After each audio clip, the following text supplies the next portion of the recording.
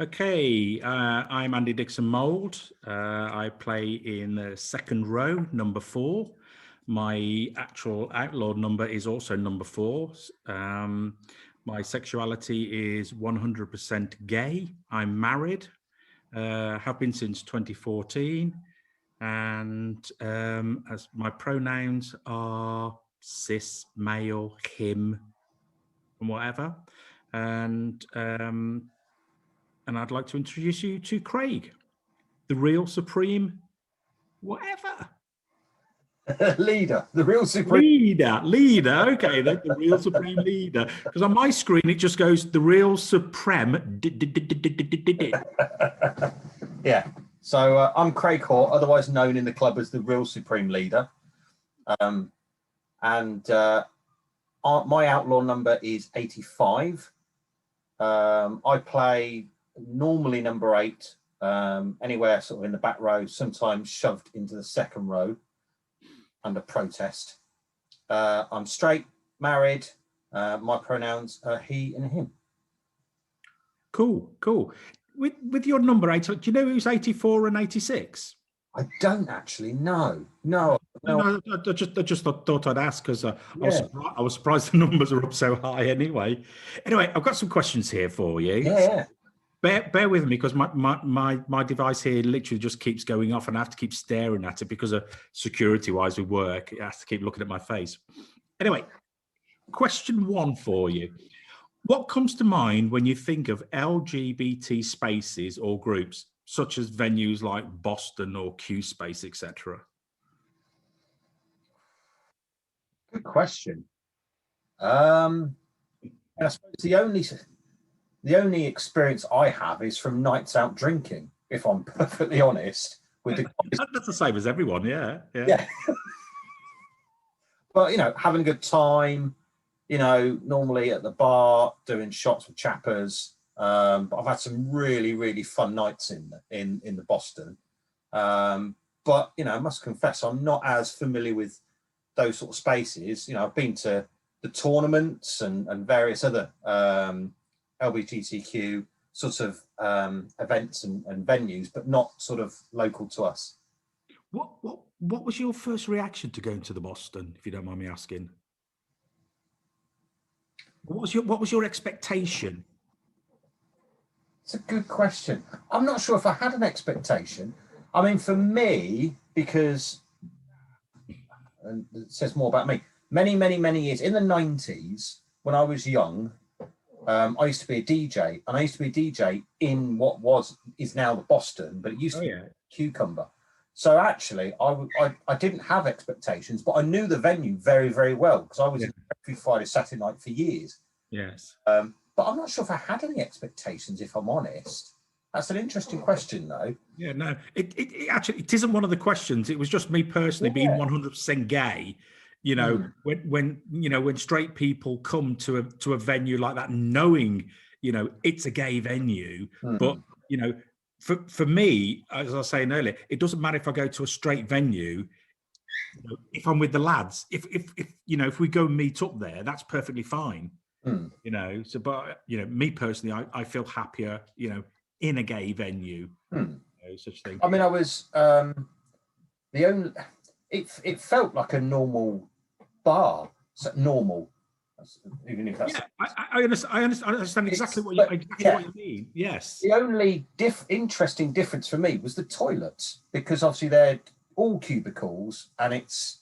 Is that the first time you've ever been to a place with unisex toilets? Yeah, that's quite off-putting to some people, but it's like, it was normal. Yeah, I think and actually I got used to it. I found it, it was interesting, but I think that's from a traditional, for want of a better term, male female. I'm used to sort of that dynamic. Yes, felt unusual for me in that regard,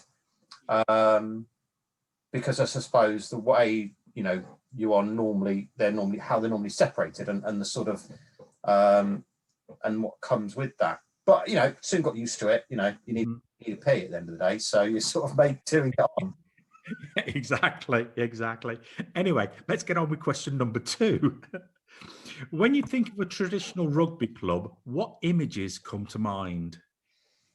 Yeah, it's a good question. Do you know what? It's really interesting because I don't know so much from a traditional rugby club. I remember in school, the sort of rugby boys were very stereotypical, and you sort of thought of, I didn't feel one of those. I didn't play at school. I was very sporty, I ran and did all sorts of things, but I was never involved. So I've never, from a rugby club perspective, but certainly at school, I've had that sort of impression that it's a sort of a bit of a clique, their own sort of little group. I've always grown up watching rugby. My dad was a big rugby fan, and I've been watching the Saints since I was, knee high. Yes. But I never played until I was 24. So I was a very late coming into the sport. Not as late as me. I was in my late 40s. The Outlaws were my first, touch of a rugby ball. Fantastic. So it's yeah. Anyway, we'll move on. What did you think a gay inclusive rugby club would be like? I'm not sure what I expected. There's the story of how I ended up at the club is a funny one. It's Twitter's fault. So it was Dylan Hartley was having a testimonial in 2016, I think it was. Yeah. And I tweeted on his testimonial account. It said, retweet this. So I retweeted. And then I got a message saying, you've won tickets. And I won tickets to his testimonial dinner at the Grosvenor House on Park Lane. Yeah. Wife and I went. It was unbelievable. You've got Prince Harry there, the England rugby team, all these celebrities. And in the corner is this competition winners table. And we're sort of like Twitter and Facebook competition winners. There's me, my wife, guy's name escapes me at this point, and Burgess. No. Yes. So drinks are flowing, and of course everyone's chatting, and all I hear is my wife go, Craig used to play rugby. He'll come and play for you. And this was the day before everyone was going out to Madrid. Oh, right. Yes. Yeah. Yeah. So I exchanged numbers with Burgess and then just turned up. So it's very strange. So how I came to the club was a bit of a fluke, really. I suppose, what was my impression? I don't think I had any impression because I obviously had played rugby before. I suppose, being honest, I spent the whole time trying to work out who's gay, who's straight, because I suppose you're just trying to work out. But and I just couldn't work out the difference because it wasn't. That's always the fun bit at the end of the games, isn't it? I mean, that's why we do it in the clubhouse, and we've had celebrities come to us and whatever, and we've gone, so these three people, you got to pick out straight, gay, and bi, and imagine everyone used to turn around to me and go, "Yeah, he's straight," and it was like, so wrong, mate. But when you came to the club, I mean, did you think, oh well, they're going to be a bunch of sissies, or because people have this notion that gay is flamboyant and wimpy, and and then suddenly you meet up with these people, like myself, you ain't going to go through me very easily, sort of thing. Yeah. I didn't, but interestingly, so my wife's cousin married a Welsh guy from Neath in Wales, and when we played in the league final at Cardiff a couple of years ago, I invited him. Come on. We went and stayed with them because obviously just down the road, and he came along, and we were watching a game and he's like, bloody hell, they're going for it, aren't they? I'm like, what did you expect? But so exactly as you're describing was exactly thinking. He was like, they're not. It's like, yeah, it's proper rugby. It's not like touch and push each other over. It's properly. It's proper. Hands on. Yeah. And he came out on the night out afterwards, and it was fascinating chatting to him on the train back from Cardiff to Swansea, because he was like, they're just like, normal blokes. And he's not homophobic, but I don't think he'd ever in his circle of friends hung out with a group of gay guys, and Yeah. like, talking about the same things you're doing. They're drinking beer, swapping, stories of conquests, and Yes. they're doing lad behaviour. But instead of talking about some girl they got caught with in the, at their parents' house, it's a bloke.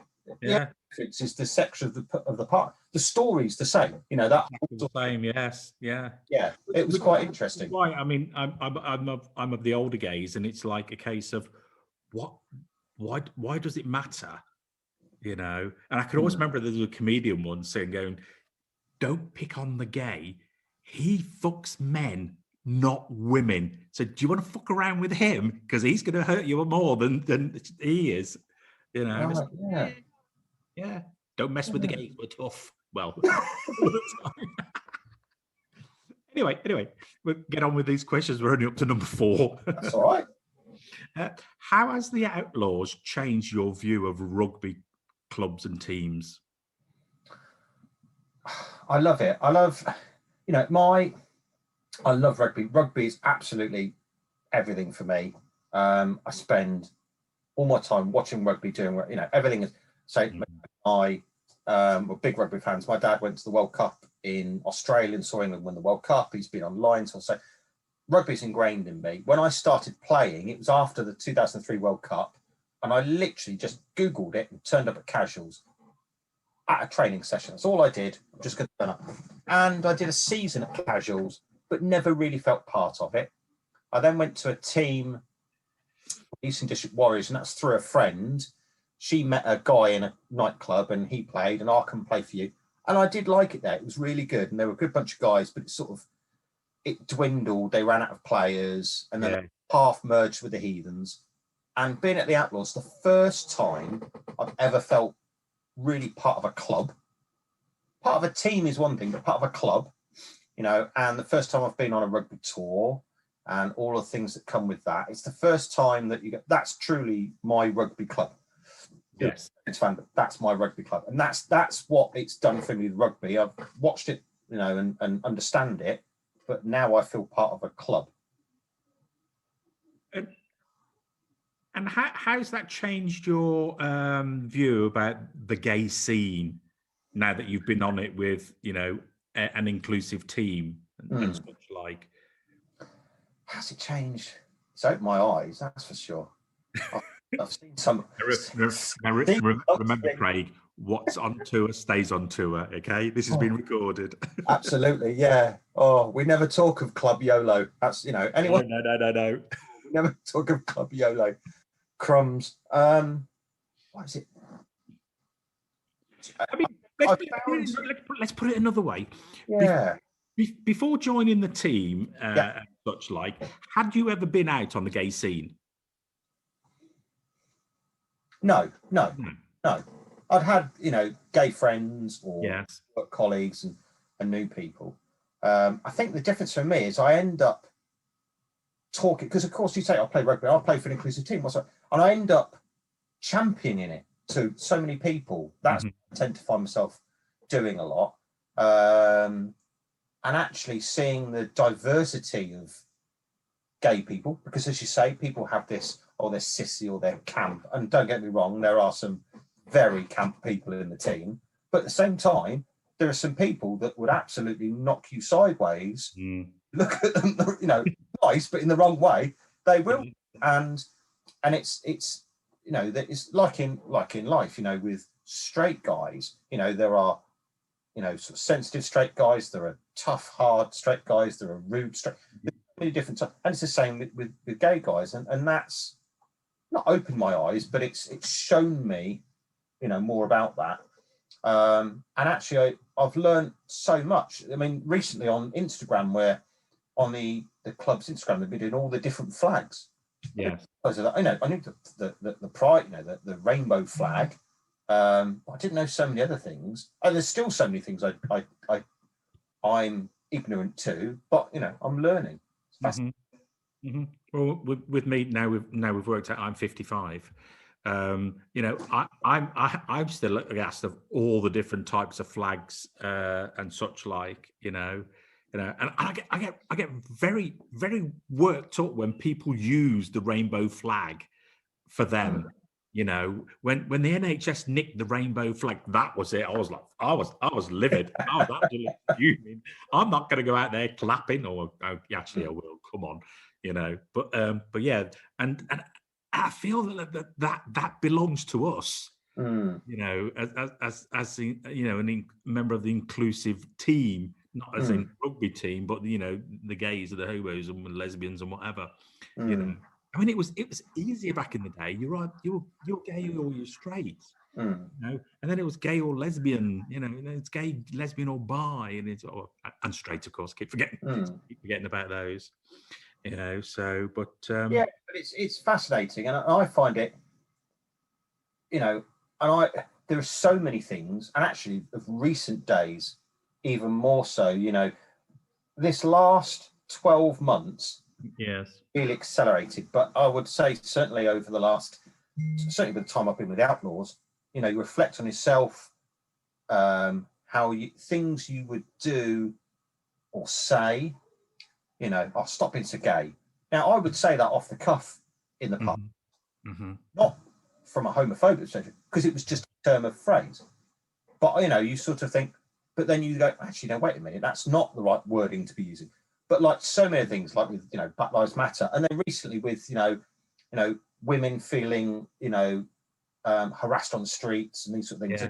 Reading all the stuff that, you know, I think certainly we're changing how we look at things, how we do things, and I certainly have. And being around the club has done a massive amount of that, because I've seen more, and it's exposed me to things that probably my normal life, my day-to-day life, I probably wouldn't have. Yes, I mean, I personally, you know, and people go, "Oh, that's so gay" and whatever. It's literally, you know, there's no facial change expression there. It's a saying. It is, yeah.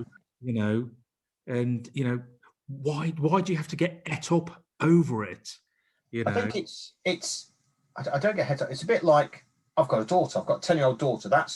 And having a daughter changes things, because some of the. Oh, tell me about it. I've got 3 of them.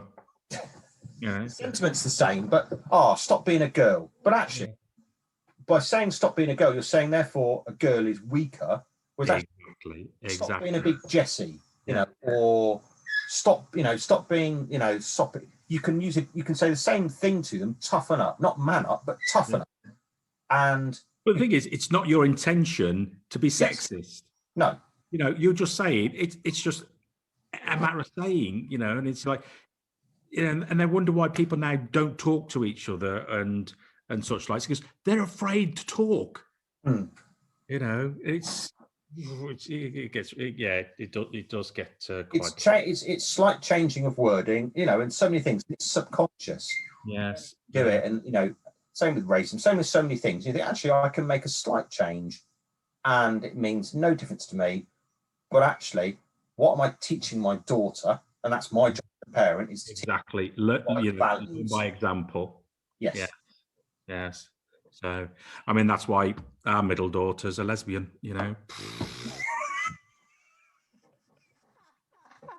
You know, hands up, we'll take one for the team. You know.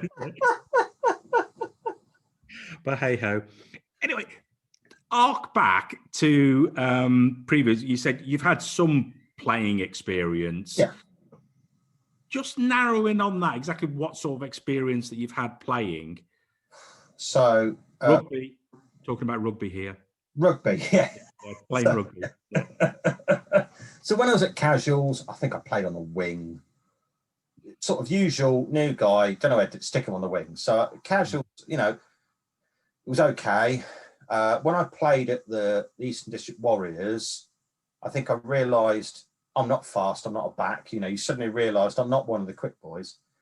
I played prop for a season, only on the basis nobody else was stupid enough to do it, and we didn't have a prop. You know, it's like a sort of 3rd team level or 4th team level. You know, it's so hard to get those sort of group, you know, those sort of players. So I ended up playing a season at prop. I played 2nd row. I played in the back row, purely where it was sort of who can we scrabble together on a Saturday and therefore work out who we've got and how we can play at the end of the day. So that was how it sort of went. So my experience was reasonably limited, when we trained, it wasn't anywhere like we've trained. You know, training at the Outlaws has been proper training and tactics that I've been exposed to. But don't tell Splodge that. Yeah, well, the other thing is, I mean, you're not good looking to be in the backs anyway. That's why you're up front with us mugs. The guys who actually do all the real work, you know. So, absolutely, yeah. Right, this one's gonna get you now. Thinking back, how did you feel before your first training session? Slightly nervous, and I think you're nervous because you don't know anybody, so you come and muck in. You don't know any names, you don't know anything like that, and I think that it was nervous, but nervous from it's like walking into a new work environment or something like that, you know, where you don't know anybody. You're a bit like, oh, I don't know. So you sort of. Did you come in with Burgess? Did Burgess bring you in? I have met him, so I was like, oh hi, you know, and sort of met him. So, but yeah, I just remember sort of just getting in with it and just enjoyed it. It was just, you know, nice bunch of guys. All right then. A few horrible people, but you know. I won't ask you who. Splodge being one of them. Yeah. And how did you feel after your first training session with the Outlaws? Tired. Yeah. Oh, no. Well, I must have enjoyed it. I came back 5 years later.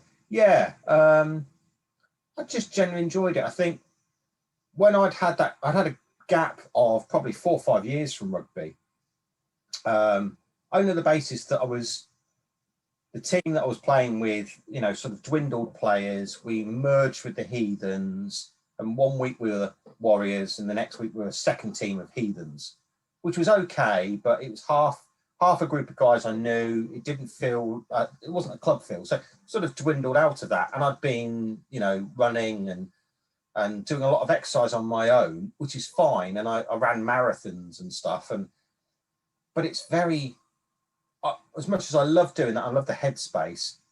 You can't beat that sort of team environment where you need to turn up, because if you don't turn up, there's not enough people to train, and training isn't as good. So there's that good pressure to turn up, and the camaraderie. You know, it's all right going out for a run on your own, but you can't have a crack with yourself. No. I always found that, and I used to have a go at people for not coming to training because, you know, there were certain people who thought, you know, they didn't need to come to train. They knew all about rugby and whatever. But it then showed when we were playing games, they didn't know how the other team players played, you know, because in a game, you don't play each play how you should do. Yes. You know, it's at spur of the moment. So, you know, you didn't know, you know, whether the number 7 threw to the left or to the right first, you know, who couldn't pass to the right, and, you know, things like that. You only get that, you know, through training with them, and you learn that they can't do that. That's what it's like. Yeah. So, yeah, I know what that's like. Right. What advice would you give to a new member or someone out there watching right now who is thinking about getting involved? Not with just the Outlaws, but just in rugby inclusivity. So I absolutely do it. I think, you know, I've tried to drag people down, and it's hard. I would say absolutely do it. And there's so many reasons, because the one thing that I really admire about the Outlaws is its inclusivity, but not just in sexuality, but in skill level, in experience. You know, there are some complete novices, beginners, whatever you want to call it, that come to the club, and no one's berated. It's not like, you know, there was a guy I used to work with, and he started a Sunday league football team, and over a summer, because I went to every training session. First pre-season game, I turn up on a Sunday, and there's people I've never met who've been out the night before that played, and I ended up running the touchline the whole game, and I thought, what?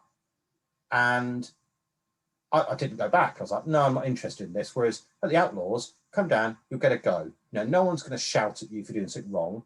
You'll be taken to the side, you'll be shown, helped, encouraged. And that is so much. You'll get so much out of it, socially, physically. And I think that sort of, and mentally, I think it says so much more. I absolutely, you know, seeing the guys and having a crack, And then there's nothing better than feeling like, actually, now I'm one of the sort of senior guys, if you like, and trying to encourage and help somebody through. And that's nice as well. So I'd say absolutely give it a go. Yeah, totally agree. It's near enough word for word, but the same as I've always said. Just give it a go. If you've given it a go, you can walk away. If you didn't like it, find out, but you've given it a go. Try it. Yeah. If you could describe the Outlaws in up to 3 words, what would it be? Now, we've all struggled on this one. I know what Mr. Law would describe me. Yeah. C, yeah. I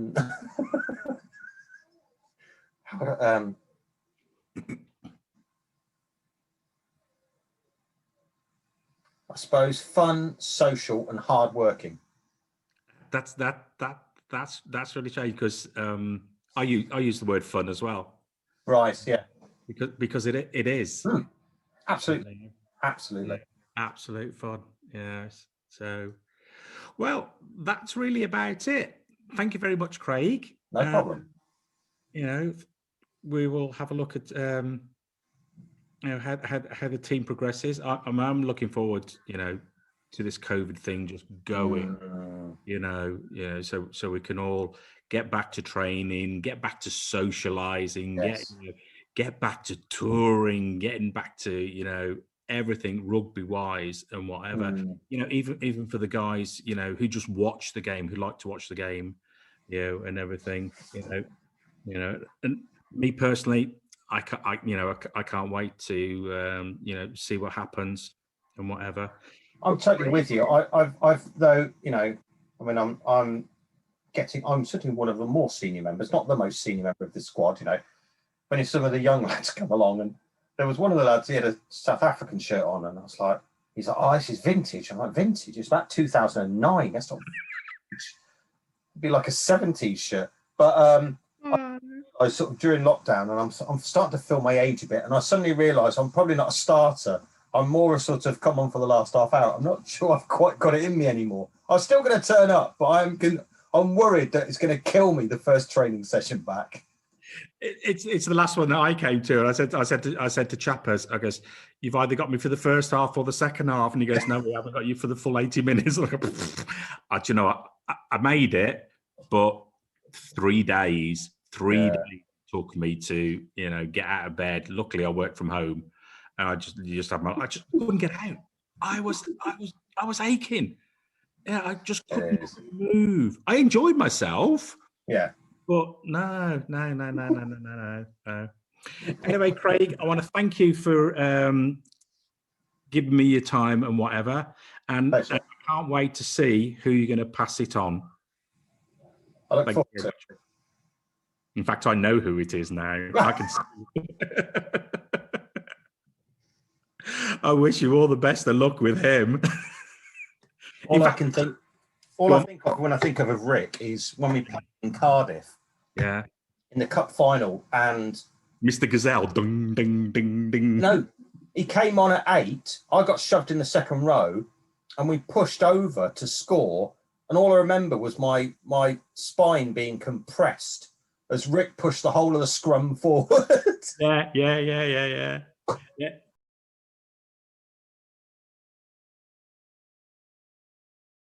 Thank you for watching the interview with an outlaw. If you like what you saw, please click like. And if this is the first time you're here, why not hit subscribe for more from our channel? We release 5 every Friday, so let's see who will pass it on next.